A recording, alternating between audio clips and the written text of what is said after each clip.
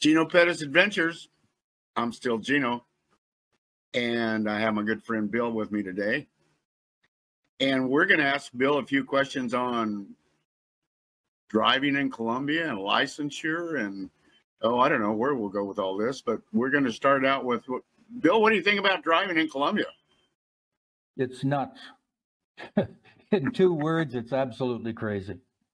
You think? Well, the drivers here are so aggressive.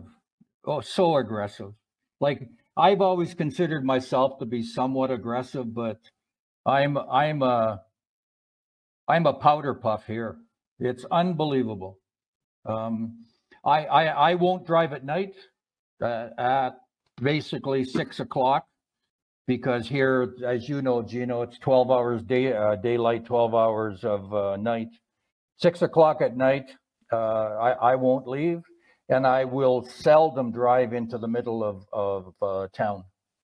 The last time I think I had the car down there was probably about 1.5 years ago. It's just they make left turns in front of you from the right lane. The motorcyclists, you know, they're on little scooters, or what we call scooters. And if you're stopped at a red light, they all park in front of you. I mean, you got 6 or 8 scooters surrounding the car. They don't wait in line. I often wait a couple of seconds if I'm first at a red light and it changes to green, because they run red lights like there's no tomorrow. I mean, it's just crazy. I got a theory, Bill. It's like, if you want to drive, like, there's this thing called El Pescadero, and you probably go 5,000 feet in elevation in 7 kilometers. So it's just switchbacks. Straight up. Yep. Straight up, 2 lanes, big trucks, everybody's crazy. You had better be a Formula One race car driver. Yep. If you're going to drive, you better have your aggressive pants on and not be afraid. And the cool part is after I love it. After you get in the rhythm, I'm all over it. But you're right. I mean, don't drive after dark. We've almost killed people just standing on the side of the road that you never see until you already went by. Exactly. And the trucks, my God, the trucks are nuts. Going up El Pescadero, the trailer wheels, they'll be all the way in their lane against the wall, and their trailer wheels will cut you off. Yeah. I mean, you have to just stop and let them go by. But, yeah. Okay, go ahead. Yeah. Well, you know what drives me crazy here is Transito is very weak. Here in town, for example, there's 2 lanes downtown, and often if you're driving downtown, you're in the right lane. There'll be people who will stop for 20 minutes, put their emergency flashers on, and go into the bakery for a coffee and a little buñuelo or pan de bono or something else, and they're blocking the lane. And the issue that I have is that if I change lanes and have an accident, it's my fault. But it's not my fault. I would not have to change lanes if the guy didn't block it. So, and the other thing that's really bad, especially in Centro, is the road out to the airport as it goes through the middle of town is probably 5 lanes wide, but there's no lane painting. So there's 7 cars that try to get into that 5-lane width. So no, Gino, it's crazy. I was on SOAT a couple of days ago, and their number is 87% of the accidents here involve what they call a motorcycle. 87%. I've seen guys dead under a car. I've probably seen, in my 12 years here, I might have seen 8 or 10 motorcycle accidents. A lot of them, the guys just get up and they kind of walk away. But what they call a motorcycle here has no power. My kitchen blender, I'm sure, has more power than some of these motorcycles. And, here to Salento, for example, on the way to Pareja. Well, stop just a minute, Bill. We were down for a minute. The last that I got was the SOAT. Okay, go ahead. on the way to Pareja. It's very hilly. And these motos, the speed limit's 80. Most people drive 90 or 100. You know, it's 4 lanes. And going up a hill, they're doing 40 kilometers an hour. And then going down a hill, they're doing 110, and they're on your rear bumper because there's no power in these things. They're very, very, very dangerous. I'm surprised, Gino, that there's not more car accidents here. I'm surprised that there aren't more dead people in Hidon. You will go to the rombol, which what do you call a rombol? Un rombol. A roundabout. What do you call them? A roundabout. A roundabout. Okay, I call them roundy poundies, but if you go into the roundabout, it's amazing in Hidon. You'll have 25 motorcycles, 7 taxi cabs, 3 little buses, 2 big buses, and a huge bus, and then you have the general population trying to do the circle too. And it just works. I don't understand. It just freaking works. You will have all of those motorcycles like ants swarming your car. And I used to ride with Maria's grandson because he has a moto taxi. Yeah. And you just better believe in God and hold on and keep your knees in. That's all. Yeah. But it's crazy. It takes more cojones to ride a motor taxi than to drive one, I think. Well, yeah. And the other thing is, Gino, is I was here 10 years without a car, and it's awful convenient to have one. I don't think I could give up my car now, even though the expense of my car would probably get me 60 or 70 taxi rides a month. You know, easy. But I have a parking spot out front. I like to look after it myself, so I do. You know, I wash it, wax it, whatever, and it's there. It seldom moves. I mean, I think 2 years I put on maybe 14,000 kilometers, and most of that is running to Salento for Alba, which is about 30 kilometers away. Yeah. Well, we use ours a lot. We bought a used car that cost us about $3,500, and it had 150,000 kilometers on it, but it runs really well. We had to put tires and brakes and a few little things, but it was a good investment, and it drives well. And it's amazing. I mean, the whole car thing. There isn't an automatic transmission in all of Colombia, I don't think. Well, you know what? That was funny. When I went for my driver's license, the car was a standard. One of my cars in Canada that I used to like is I've had 3 or 4 Corvettes, and they were always older Corvettes and I used to show them, but they were always standard. So I got into this car, and it was standard, and we're okay. And I'm talking to the examiner, and he's telling me that people that have learned on an automatic get into this car taking their driver's test, and they've never driven a standard. So I said to him, you know, how do you pass these people? And he just said, well, we just kind of feel our way through. But that's Colombia, right? Yeah. Well, there was a statistic the other day that I read from the United States, and less than 2% of the automobiles in the United States are manual transmissions. Yeah. 2%. That's not.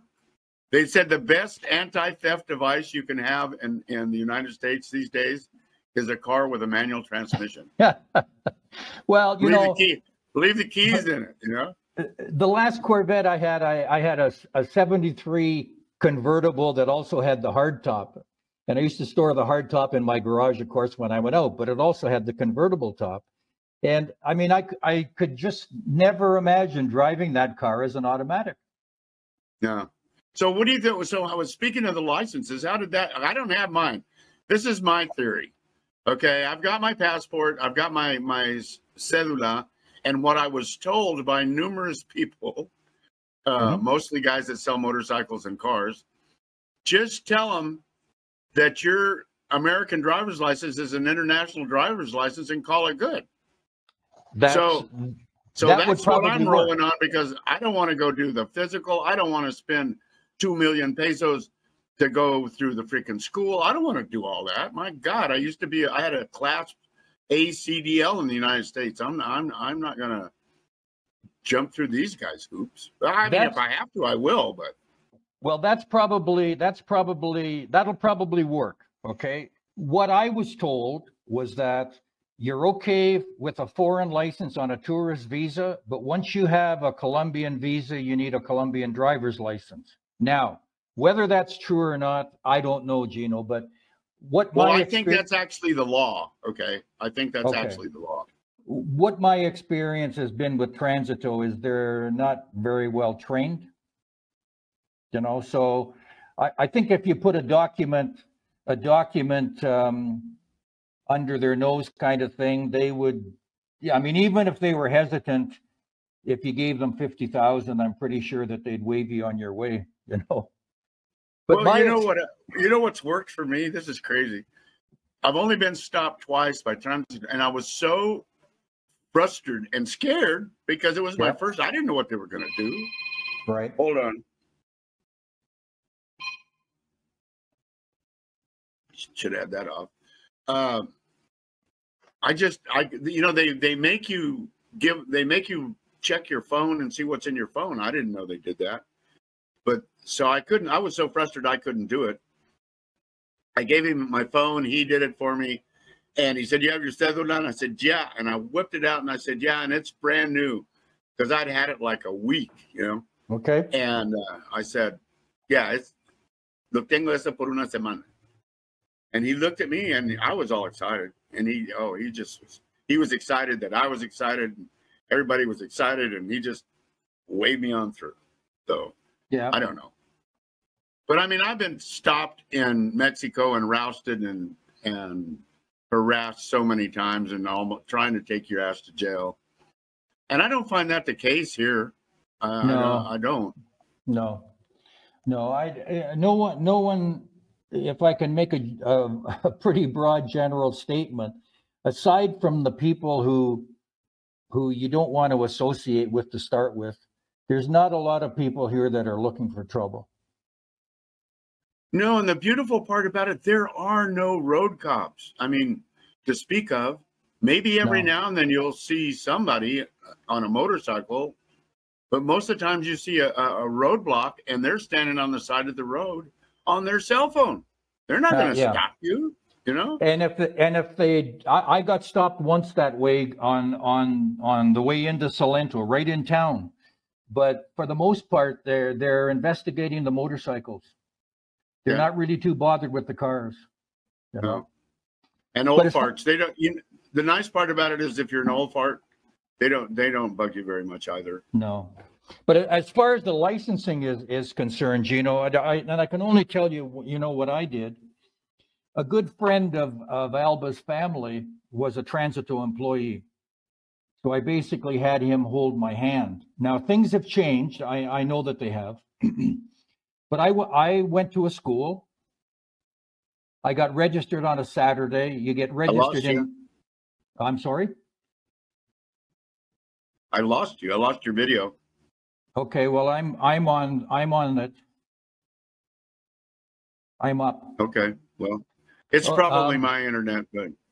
Okay, well, I went to a school and I got registered in the RUNT system, which, as you know, is the system that tracks cars and tracks your driving record and everything else, and paid them, I think it was 900,000, so a couple $100. And I had to go to class for 30 hours in Spanish, of course, and they would only let me go 4 hours a day. I wanted to blitz it and do 8 or 10 hours a day because they're open for 12, but they wouldn't let me. So we got through that, and I had to make an appointment to write the test. So I'm sitting at the secretary's desk. We're kind of setting it up for the afternoon. And after 10 minutes or so, she stops typing and she looks at me, and I said to her, "Okay, do you have a time for me?" She said, "Don't worry about it. I've written the test for you." So So that gets me the road test. The road test was supposed to be 20 hours. So I get in this car with a standard and we take off and we go out by the airport. We're in the car maybe an hour and 15 minutes. And twice he says to me, "You're a pretty good driver." So we get back to that section, which is probably 3 or 4 blocks from the school. And he has me sign a paper, 20 lines, one under the other. And that represents the 20 hours that he tested me. So my road test was 1 hour. I go for the medical. You gotta love Colombia. You gotta love Colombia. Of course, there's no charge. No, I think I paid $50,000 for the road test, so $10 or $12. Then you go for the medical, and they test reflexes, eyesight, blood pressure, and hearing. I think I paid maybe $130 or $140 for that, so maybe $40. And then I get the clearance from them. I go back to the school and I get all of the details for Transito. And I went with Luis and had my license. But since then, cool. You know, two friends of mine have paid the school and they had the license the next day. So, but both in small towns, you know, every time the school was 2-hour lectures. They started 20 minutes late and ended 30 minutes early. So they're really an hour, but you have to fingerprint in and out, and that's registered with Runt. So I don't know how they're registering these people in school when they're not going through the fingerprint process, but be it as it may, that's what they experienced. Well, Bill, we're going a little long here, so that's I think we need enough information to feed these guys. So I'm gonna roll us out. Don't hang up like usual. Okay. Gino Pettis Adventures is another adventure. My friend Bill. Be sure and like these videos. Hit the notification bell. Share them with a friend, and subscribe. You'll get a lot more. So remember, it's the first day of the rest of your life. Nothing changes. Nothing changes. Gino, signing out. We'll see you on the flip side.